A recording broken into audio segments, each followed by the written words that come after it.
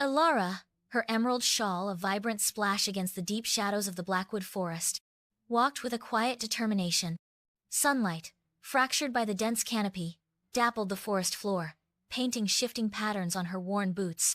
She hummed a low tune, oblivious to the silent menace coiling in the undergrowth. A viper, thick as a man's wrist, emerald scales shimmering like hidden jewels prepared to strike. Its head, a tiny, deadly triangle, was poised inches from Alara's ankle. Just as the snake launched itself, a shaft of sunlight caught the glint of steel. A young hunter, Ronan, no older than 20, sprang from behind a moss-covered oak. His bow, a sleek curve of polished wood, was already drawn, the arrow aimed with deadly precision. The arrow found its mark, a silent whisper of death, and the viper fell limply to the forest floor. Alara gasped, spinning around to face her rescuer. Ronan, his eyes the color of a winter sky, lowered his bow. He was lean and strong, his face smudged with dirt and sweat, yet his movements held a grace that spoke of years spent in the wilderness. "Are you all right?" he asked, his voice low and calm. "Yes, thank you," Alara replied, her voice still trembling slightly.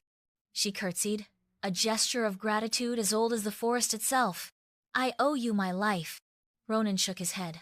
"Just a bit of luck," he said, a faint blush rising on his cheeks. "These vipers are common enough in Blackwood. Always best to be watchful." He gestured towards the path ahead. "I'm heading to Oakhaven. If you're going that way, I can escort you."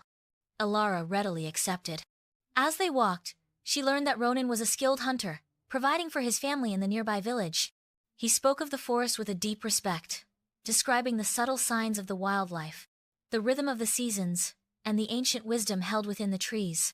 Alara, a scholar from the city, found herself captivated by his knowledge and the quiet strength he possessed.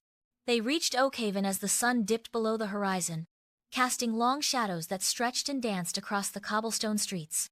Alara thanked Ronan again, her heart filled with gratitude. She offered him a small pouch of silver, but he refused, shaking his head. "It was my pleasure," he said, his gaze lingering on her for a moment before he turned and disappeared into the twilight. Alara watched him go, a warmth spreading through her chest, a feeling far stronger than simple,